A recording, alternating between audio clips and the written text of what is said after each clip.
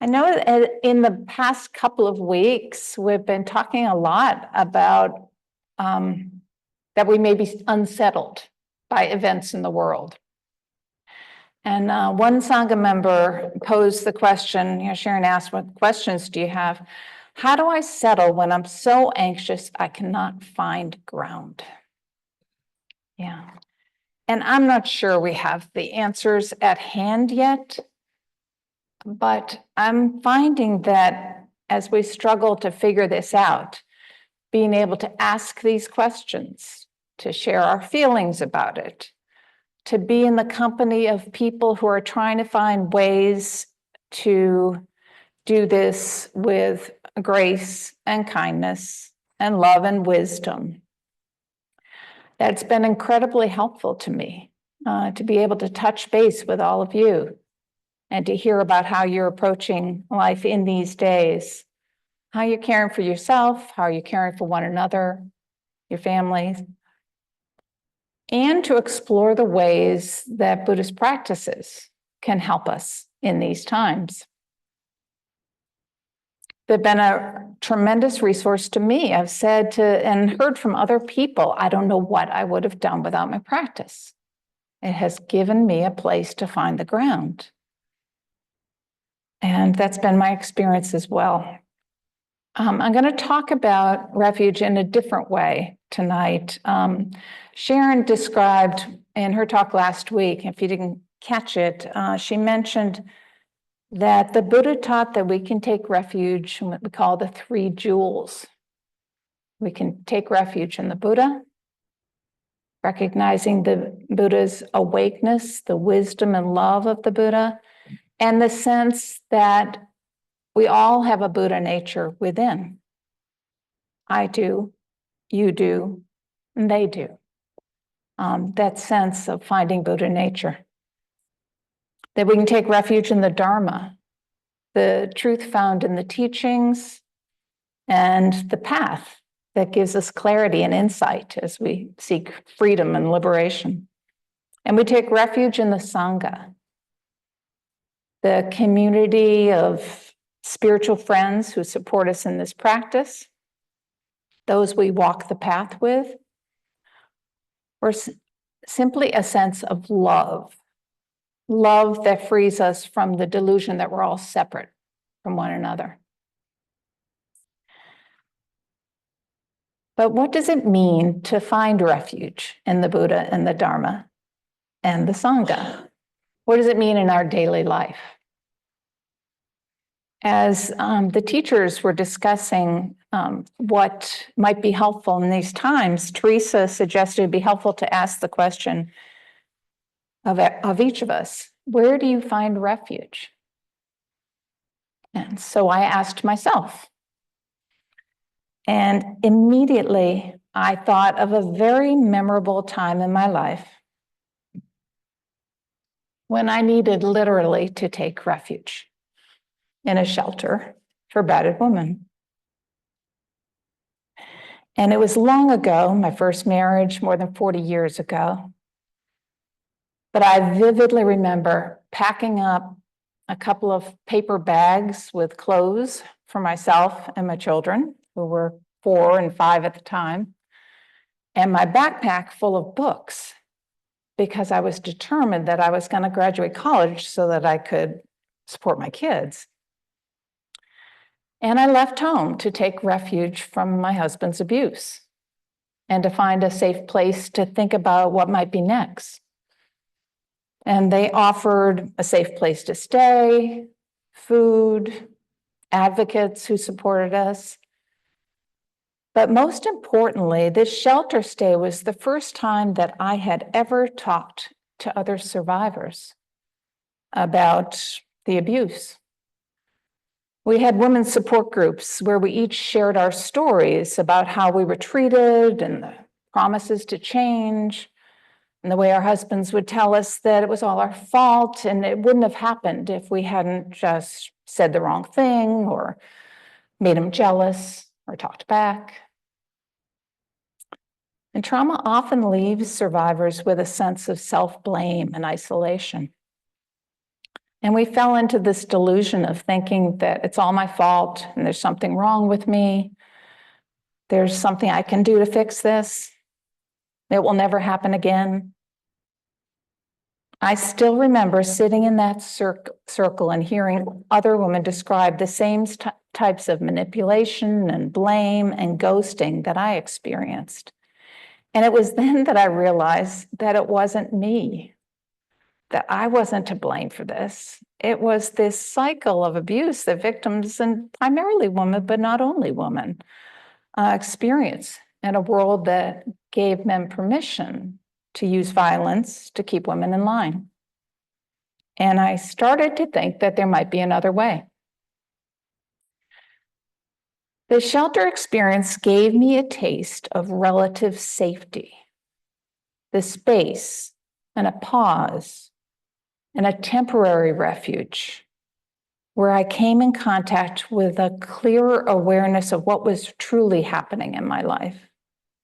And I started to sense that I deserved care. I was reminded there was goodness in me, that others see it, and that the criticism and self-blame that I was living with weren't true.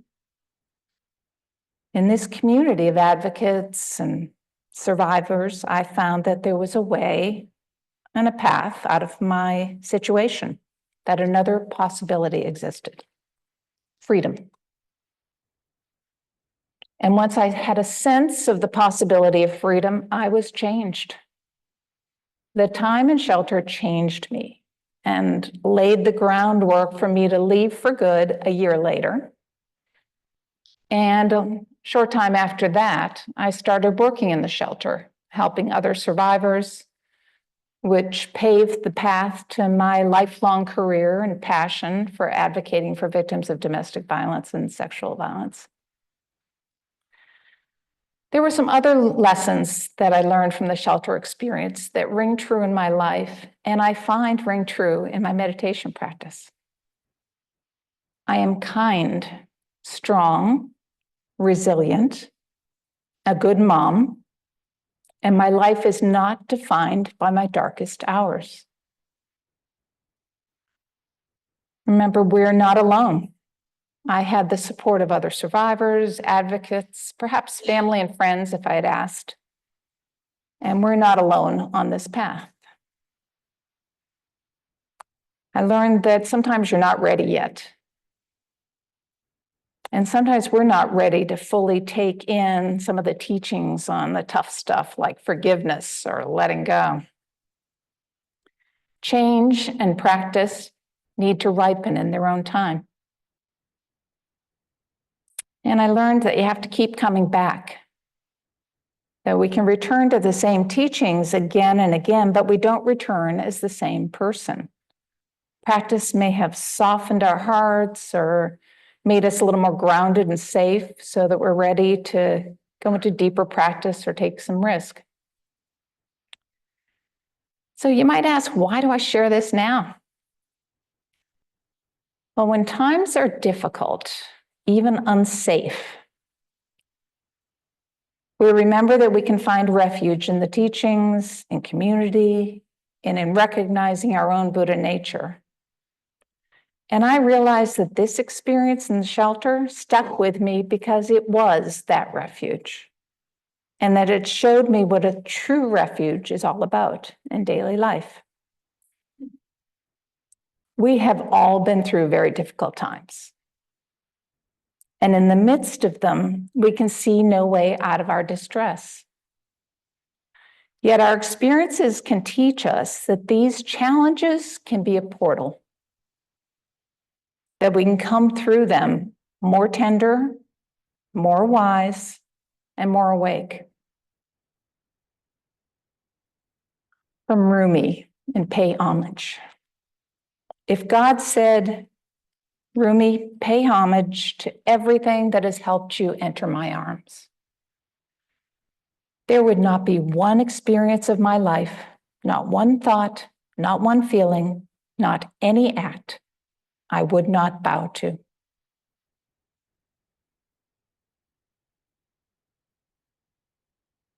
Our difficulties help us grow, and they prompt us to take refuge in the three jewels and help us see the truth, to tap into our own goodness and realize that we're not alone.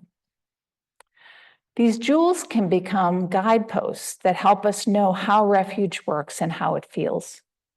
And when we understand this and learn from it, these guideposts can help build our capacity to be a refuge to ourselves. For example, finding refuge in the Buddha. Just as my time of refuge helped me to see a glimpse of my capabilities, my good heart, my Buddha nature, we can all take refuge in the Buddha and be inspired by his example of awakeness. With self-compassion and clarity, we come to believe that our original radiant self is just okay the way that it is. I shared how I was deluded in believing that I wasn't worthy and blamed myself for the abuse. And it can sometimes be easier to see delusion in others. Yet we all can find ourselves deluded in cycles of self-blame, self-judgment, never believing that we're good enough. Awareness can help us see through this delusion and see more clearly our own goodness. We become more discerning and grounded, asking, what am I believing? And is it true? You may recall the story of the Golden Buddha. In 1957, a monastery in Thailand was doing some renovations, and they had to move this giant clay Buddha. And as they were moving it, one of the monks noticed a crack in the clay and some light shining from beneath. So they gently chipped away at the clay with their hammers, and they revealed that underneath, the statue was made of solid gold. It's believed that hundreds of years before that the monks covered the gold to protect it from the Burmese army that was approaching, and that no one survived to tell the secret. So like that gold beneath the clay, sometimes we need to chip away at the accumulation of conditioning and perhaps delusion that clouds our awareness and unearth our own Buddha nature and the Buddha nature in others. Taking refuge in the Dharma. That shelter experience gave me a glimpse of freedom and taught me that there's a path to freedom. And as practitioners, we have a choice to free ourselves should we take it. Freeing myself began with learning and understanding the cycles of abuse and the truth of what was really happening in my experience, the language that was used to manipulate and confuse and emotionally abuse. And just as I learned to recognize the patterns of abuse, we learn to recognize the habits of our own conditioning. We cut through the delusion of the beliefs that have been relayed to us as truths. You know, some of these things we might believe that there's something wrong with me that needs to be fixed. Or I must accumulate wealth to be worthy. Or the world is us versus them. You got to look out for yourself. Or winners use power and control rather than compassion and connection. We're given tools such as the Eightfold Path with instructions for living our lives ethically, wisely, and compassionately. And the path to freedom becomes clearer. And then taking refuge in the Sangha, what does that look like for us? Well, I spoke about how seeing my experience through the eyes of fellow travelers helped me to remove the blinders and see more clearly. But I also needed those women and the advocates to cry and to laugh with me and to help me see that we stood on common ground. And that if we all believed those lies, well, maybe it just wasn't about us. Maybe there was societal conditioning that trapped us in these beliefs of our unworthiness and our separation from others. We needed one another to sit around the table and tell stories and draw upon our wisdom and offer practical help when the going got tough, when my kids and I needed care and feeding. This is what Sangha and family and community and love does for us. And I've had similar experiences of being in community here at IMCC. In my spiritual friends groups or KM groups, my poetry group, we hear the teachings or the poetry reflected from someone else's eyes and we gain insight. We see new possibilities. In community, I'm supported by like-minded folks who encourage me to stay on the path, who make it joyful and comforting and wholesome and loving. So how does all of this help us find refuge in the present moment? My temporary refuge in a shelter had all the components of the three jewels. And the lessons that I learned from that experience are part of me. They opened my heart. They strengthened my spine, that soft front and strong back that we talk about. And these lessons are a resource to me today when I need a refuge from the storm. Because while I learned a lot about trauma, I learned a whole lot about resilience and recovery and finding refuge within. The Buddha said, be a lamp unto yourself, be a refuge to yourself. Take yourself to no external refuge. Brach describes it like this in her book, True Refuge. Buddha offered a radical promise. We can find true refuge within our own hearts and minds, right here, right now, in the midst of our moment-to-moment lives.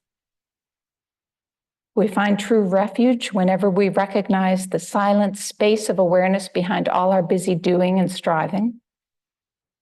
We find refuge whenever our hearts open with tenderness and love.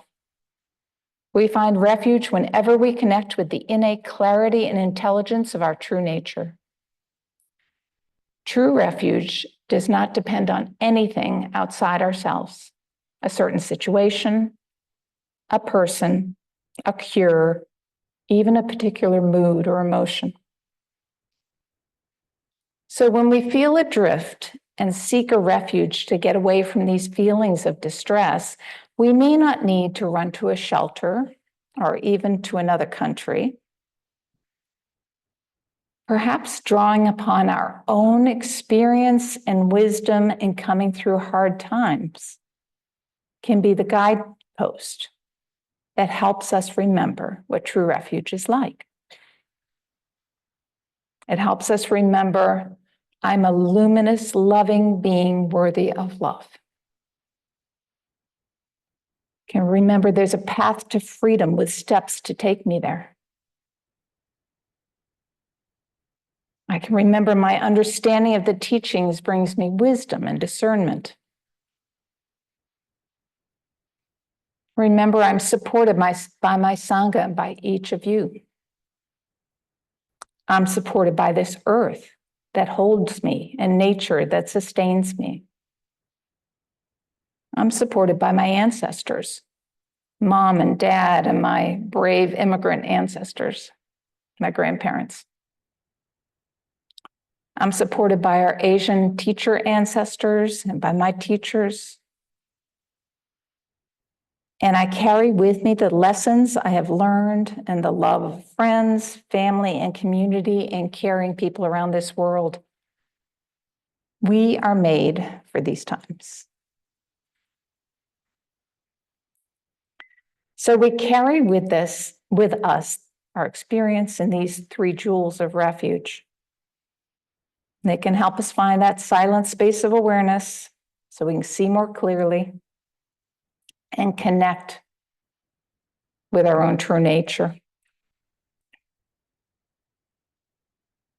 Again, Brach. Our ultimate refuge is none other than our own being. There's a light of awareness that shines through each of us and guides us home. We're never separated from this luminous awareness any more than the waves are separated from the ocean. Let's take just a minute to sit with that, and then I'll.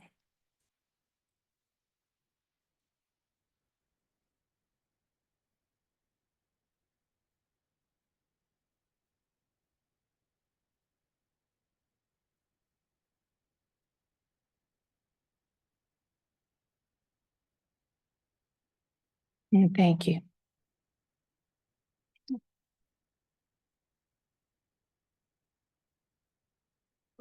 I intentionally saved some time because I believe each of us has some wisdom about this. Each of us has experience. And I'd like to ask us to take some time to talk in groups of 4. Everybody has the option of sitting aside and sitting, and we'll get together at the end. But I'd like us each to get in groups of 4, both here and on Zoom, and Brianna's helping with this. And here's the reflection I'd like to pose, and it will be in the chat and it'll be on the screen. To think of a time and place where you've found refuge, or where you find refuge now. Just feel into it. What made you feel safe? What did you learn from this? And then how might this experience prepare you to be a refuge to yourself?